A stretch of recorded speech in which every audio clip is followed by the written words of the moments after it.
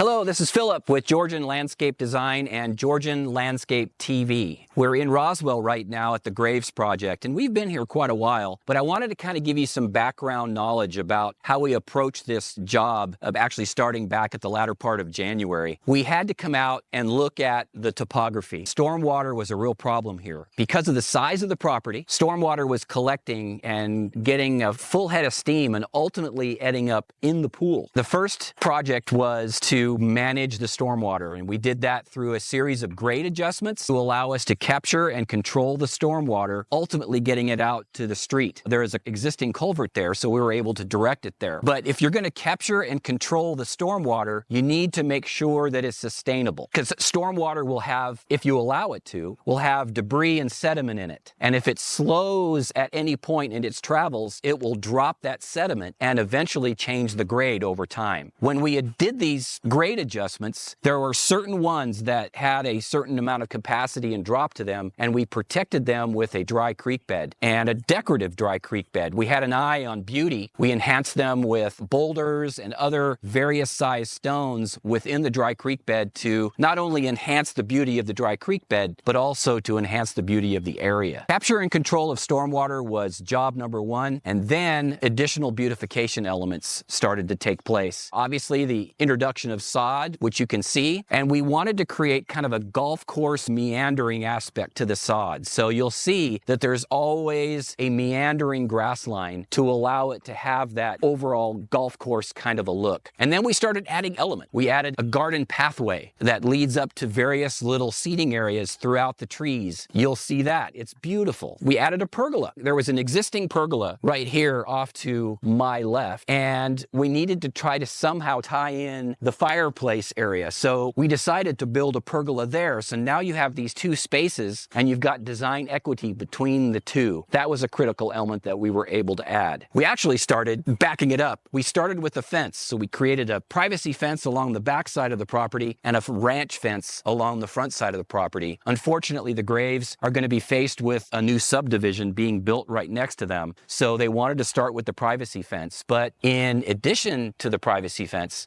we added evergreen materials. Evergreen materials that will allow the additional privacy, because obviously they're going to get, 20 and 30 feet tall, and allow that natural beauty rather than the unnatural beauty that a privacy fence offers. But the Graves have been wonderful throughout the project. We've been enhancing the project, adding things, working with Catherine to evolve the project, and it's been a real joy. You'll get a chance to see a lot of these elements right now.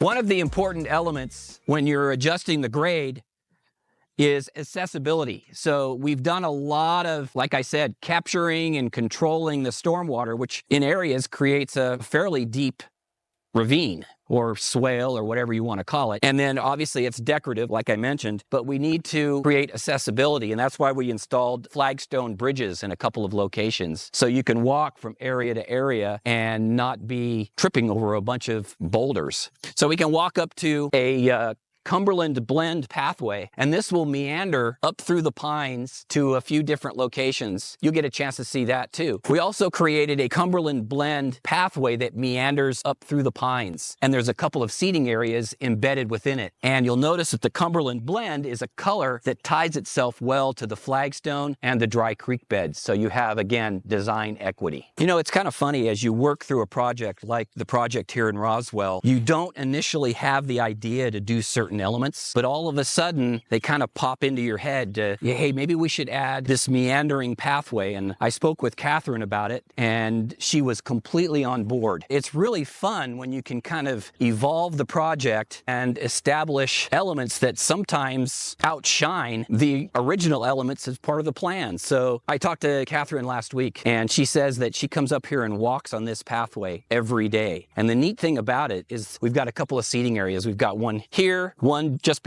behind me that I just passed, and then there's one up the top here. And each of them gives you a certain kind of a bird's eye view of the land and what we've done up at this point. Also contained within the Graves Roswell project was redoing a small courtyard right outside of our kitchen window. We just added a patio, a few steps, and we created a raised bed and added plant materials and some boulders. You'll notice the pathway is completely natural, a natural shape, so it's not a perfect radius, and it's deep, very thick flagstone, so it's absolutely stable. And then it has boulders embedded on the perimeter, and we added the plant materials, the Japanese maple, and so forth to enhance the area. So over time, as these plants grow in, this is going to be a really neat area, potentially to put a little bench or maybe a small table and some chairs. But in terms of the kitchen window, much better appearance when you glance out while you're having to wash the dishes.